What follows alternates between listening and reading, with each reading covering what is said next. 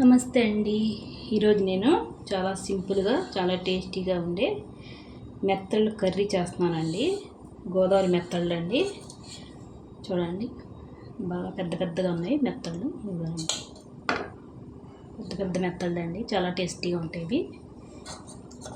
లైట్గా మసాలా వేసి వండుతున్నానండి నేను ఆల్రెడీ శుభ్రం చేసుకొని కొద్దిగా లైట్గా పసుపు ఉప్పు కలుపుకొని ఉంచుకున్నానండి. ఇవి కడాయిలోకి వేసుకుందాం. 1/2 కేజీ మెత్తళ్ళు అండి ఇవి.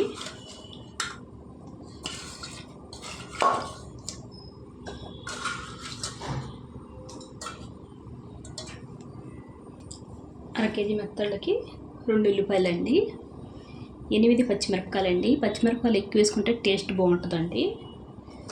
ముందు ఉల్లిపాయలు వేసుకుందాం, మొత్తం కలిపేసి వండుకుందాం. మనం ఇలా వండుకుంటే చాలా టేస్టీగా ఉంటుందండి. బాగా దగ్గరకంటా వండుకొని ఇందులో చింతపండు పచ్చడి అయితే రోటి పచ్చడి చాలా టేస్టీగా ఉంటుందండి. కలుపుకొని నంచుకుంటే మెత్తళ్ళు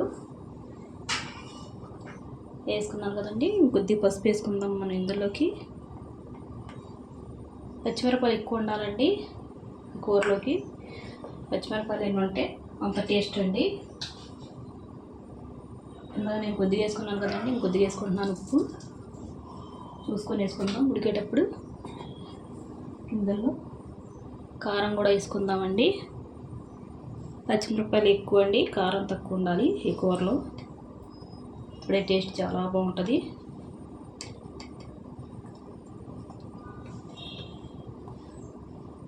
చూడండి, 3 చెంచాలు వేసానండి నేను కారం. ఇందులోనే మనం కొద్దిగా మసాలా వేసుకుందామండి. ఎంతో కాదండి, ఒక 1/2 చెంచా పచ్చి మసాలా అండి. చాలా టేస్టీగా ఉంటుంది ఇది వేసుకుంటే. ఇందులోనే మనం నూనె కూడా వేసుకుందామండి, కూరకు తగినంత. ఈ చేపల కూర కదండి, కొద్దిగా ఎక్కువే పడుద్దండి నూనె, చూసుకొని వేసుకుందాం. ఇవన్నీ బాగా కలిపేసుకుందాం. చెయ్యట్టే కలుపుకోవాలండి మనం.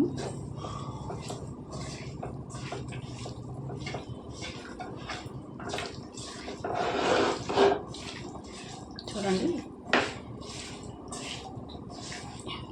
ఉంది కదండి, రంగు లెక్క కనిపిస్తుంది, కలర్ఫుల్గా ఉంది. ఇవి బాగా కలిపేసుకోవాలి, ఇవన్నీ పట్టేలాగా. కారం మసాలాలు ఉప్పు ఇవన్నీ. పచ్చిమిరపకాయలు కారం కొద్దిగా ఎక్కువ ఉన్నాయండి, అందుకు నేను 8 వేసాను. కారం తక్కువ ఉంటే 12 మిరపకాయలు దాకా వేసుకోవాలి.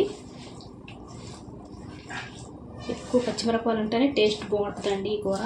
చూడండి, బాగా కలిపేసుకున్నాం ఇవన్నీ. ఇందులో ఇప్పుడు మనం నీళ్ళు వేసుకుందాం, కూరకు తగినంత.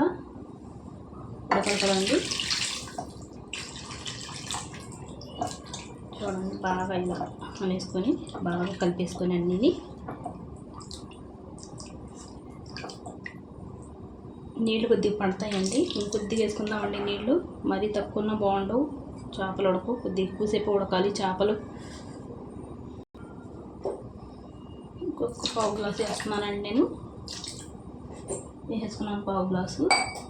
ఇప్పుడు బాగా ఇలా కలిపేసుకుందాం, అన్నీ సమానంగా ఈక్వల్గా ఉంటాయి కదా అన్నీని. ఇలా కలిపేసుకొని చాలా సింపుల్గా అయిపోద్దండి ఈ కూర. ఇప్పుడు స్టవ్ వెలిగించుకొని మూత పెట్టి వండుకుందామండి. మధ్యలో చూపిస్తూ ఉంటాను మీకు. చూడండి, చూద్దాం ఎలా ఉడుకుతుందో. చూడండి ఎంత బాగా ఉడుకుతుందో. ఇలాగ మధ్యలో మనం ఇలా కలుపుకుంటూ ఉండాలండి. ఇలా కలుపుకుంటే అన్నీ సమానంగా ఉడుకుతాయి. ఇంకా ఉడకాలండి, దగ్గర గంట వండుకుందాం. ఉప్పు కూడా ఈ టైంలో చూసుకోవాలండి, చూసుకొని సరిపోతే వేసుకోవాలి. చూడండి, దగ్గరికి పడింది.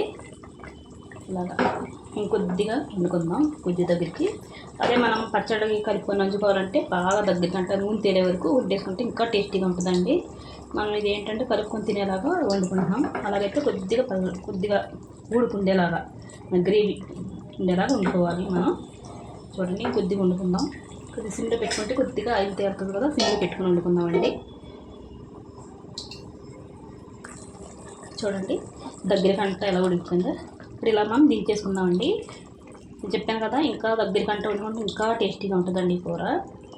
మనం ఇలా దింపేసుకుందాం కూర. అంతేనండి వీడియో. నచ్చితే లైక్, షేర్, సబ్స్క్రైబ్ చేసుకోండి.